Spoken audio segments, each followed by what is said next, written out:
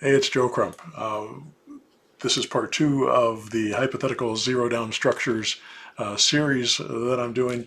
It's a class that we did with my mentor students where we got into really great detail about how to structure and make offers on zero down deals. I hope you like it. If you like this video, make sure to subscribe, click the like button. I'd appreciate it. Thanks. The second one is the multi-mortgage. It's very similar to a subject to, but it's if that person has equity that they want. Let's say they have a $200,000 property and they have a $120,000 mortgage, and they're willing to sell it for 190, but they don't want to give away that $70,000 of equity that they've got in the deal. So what you can do is a multi-mortgage. They deed you the property and you take over the payments on their $10,000 mortgage. And then you have a second mortgage that's made out to you as the borrower and them as the lender. And you make payments to them as on the second mortgage. And that's a multi-mortgage. So you can give them their purchase price as long as the numbers make sense to you. And in some ways, this can actually be better for you than a subject to, because on the second mortgage, you can make it a zero interest loan, which means that every payment that you make goes 100% towards principal. You know, in this scenario that I just gave you on a $110,000 property, if you've got a first mortgage of $110,000 and you're making payments on that, probably $800 or $900 of that is going towards interest on that loan. You know, but on your multi-mortgage, if you've got $70,000 there and you break that up where it's, you know, $500 a month, that $500, all of it goes towards paying down that $70,000. So that second mortgage pays off a lot faster. We're talking about 8 to 10 years paying off instead of 30 years. So in a third of the time, that second mortgage will pay off, and it'll build your equity so much faster in a deal. So taking it on a multi-mortgage, if they have equity like that, is not a bad thing at all if you can get zero interest loans. Zero interest loans are the absolute best thing that you can do in real estate. Zero interest is the difference between 10 years and 30 years. And by the way, when you say this is how I do it, that's what triggers it. You say this is how I do it. I'll give you 70,000 and I'm going to pay you this much per month. This is how I do it. You don't give them much choice there, because you Right. still need cash flow. So you're not asking them how much will you take. You tell them this is what I can do. Like this is how it works. And you just give them the program. So that's a multi-mortgage. It's transferring the deed. So you still have the deed, which means more control. When you have the deed, you have more control than if you don't have the deed. So you have the deed, but you also have a second mortgage, which your name is on that mortgage. So you're not qualifying for it. There's nobody's checking your credit, but you're making payments and your name is on it. And if you don't pay it, they can come after you. Or what you're going to do is set it up in a corporation, probably an LLC. So that's multi-mortgage. Anybody have a question about multi-mortgage? The next level in the hierarchy is a land contract or contract for deed, or what'd you call it, Bill? Bond for deed? Agreement for deed. Agreement for deed. Agreement for deed. Yeah, that's like contract for deed. It's just different ways to say it. Right. And all that is, and we talked about this earlier, it's just a sheet of paper that says, here's the pay, here's the purchase price, here's the payment, here's the interest rate, here's the term, and here's what happens if they don't make the payment. It does not transfer the deed until that agreement is met, until that agreement is paid off. And once it's paid off, then you transfer the deed. Then you have to have the seller transfer the deed. So land contract is a nice way to do it, especially if they have the property free and clear. So we do this on little cheap properties. So if we have a property that, what's the most recent one we did, Daniel? That we did a 0 interest land contract. I don't know. We've done so many. We Well, did, I mean, most of the time we do like $300 a month. right. So like a $25,000 I really can't property. think of those. Yeah, I mean, $25,000 property Yeah. that we bought for $300 a month, principal only. You know, we're making payments to the seller, principal only, so it's going to pay off in 7-8 years. And then on the property like that, we'll probably put $20,000 into the property on a fix up, and then it'll be worth $80,000 or $90,000 typically. And we've done a bunch of those little properties like that, and they pay off so quickly, and the cash flow is great, and every dollar that's being paid out on that mortgage is money in the bank, because it all goes 100% goes towards the principal payment on that property and pays it down over time.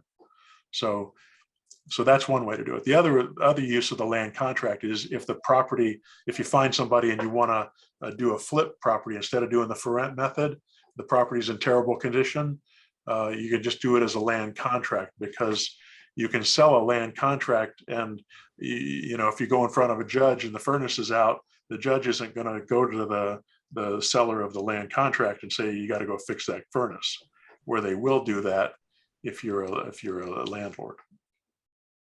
So the best way to look at this land contract or agreement for deed or whatever you call it is, so when you do a loan like subject to or multi-mortgage or owner financing, to get the loan, you also get the deed. So you put the deed in your name and then you get a loan. And this land contract, you're getting the loan without the deed. So that's the best way to look at it. It's like getting a loan, but you're not getting the deed until you satisfy the loan. Right? And that's how they work. So you could put whatever you want in those agreements. Like the seller wants you to like pay Thursday afternoon at 2 o'clock, you can put that in there and it will work. They're very flexible, very flexible. The land contract is also the middle of the hierarchy. This is the point in the hierarchy where as a buyer or a seller, it can still work. You know, as an investor, I would still do a land contract. I won't buy on a lease option. So I'll buy subject to, I'll buy multi-mortgage, I'll buy land contract, but I won't buy lease option. And on the zero down, you don't do a assignable cash deal either, but we buy those but you have to have cash to do those. Now pay attention to what he's saying. He will do a lease option and then wholesale it to somebody. That's the rent method, for rent method, right? You're actually getting the lease and the option, and he's going to not wholesale it, but he's going to sell it to somebody else. Assign it. Assign it. Yeah, he's not staying in those deals. So when he says buy, he means keeping the properties in his portfolio, right? Right. And when I sell on a land contract, I don't like selling my own properties, my own portfolio properties on a land contract, because they eventually pay off. I don't want them paying off. I want to have them forever. That's why I do a lease option, because they either pay them off and move on, which happens rarely, or they give them back to me and my values have gone up and I get to keep going. Also with a land contract, if I'm selling on a land contract, I don't get the depreciation.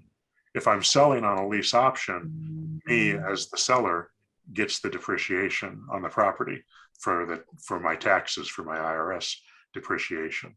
So I get tax benefits by doing it that way. The main thing between the two of them, they're very similar. I mean, they're different documents, but the land contract, you're getting principal reduction on your payments. A lease option, you're not. That's the main difference between those two strategies. So a land contract, you're giving principal reduction or getting principal reduction.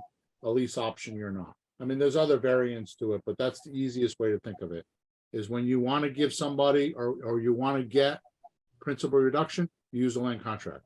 When you don't, there's no other way to do the deal. Like if you're if you're signing a lease option and doing the rent, the for rent method, and you're giving the payments to the seller, you're not in the deal, so you don't care about getting principal reduction. You're not staying in the deal. It doesn't matter to you.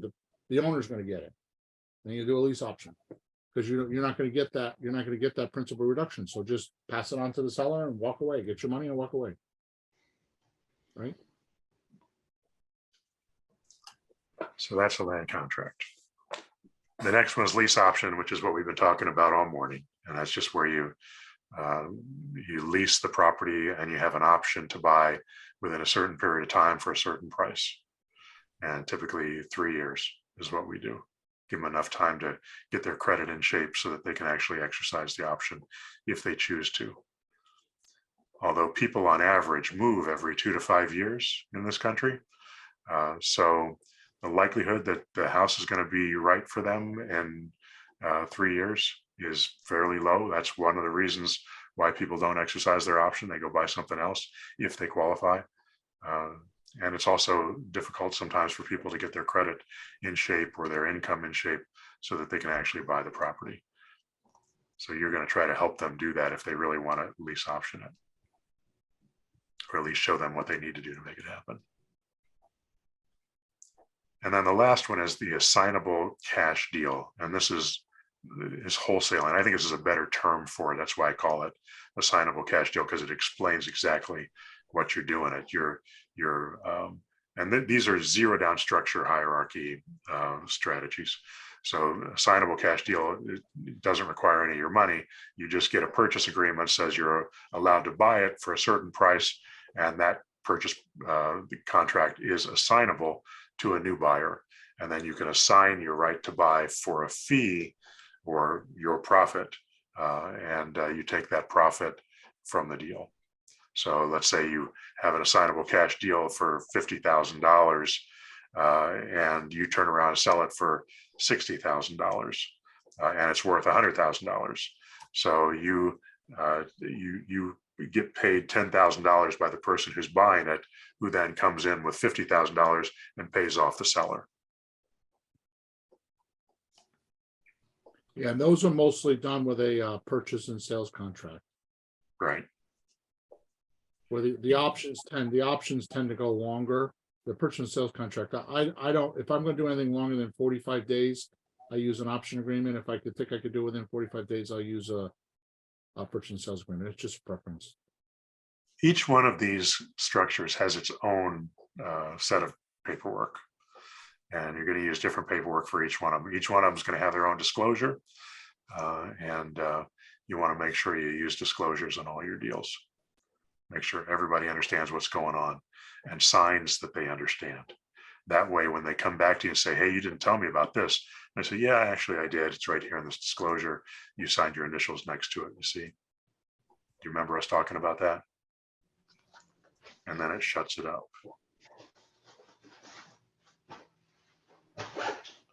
All right, so this is the zero down structure hierarchy.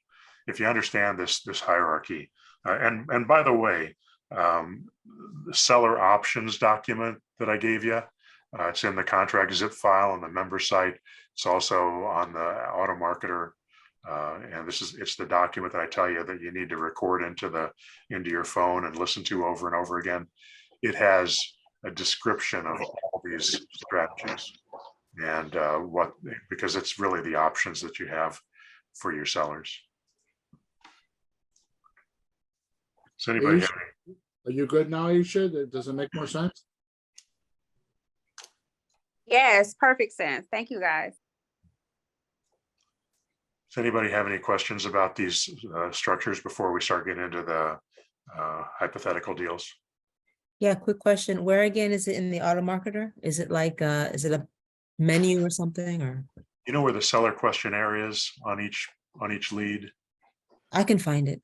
Okay, each lead has a seller questionnaire, or each property has a seller questionnaire, and in that there's a link that you can click on that says seller options, and it'll open up a window with all the seller options in it. It's Okay, also in the power dialer. There's a script section in the power dialer.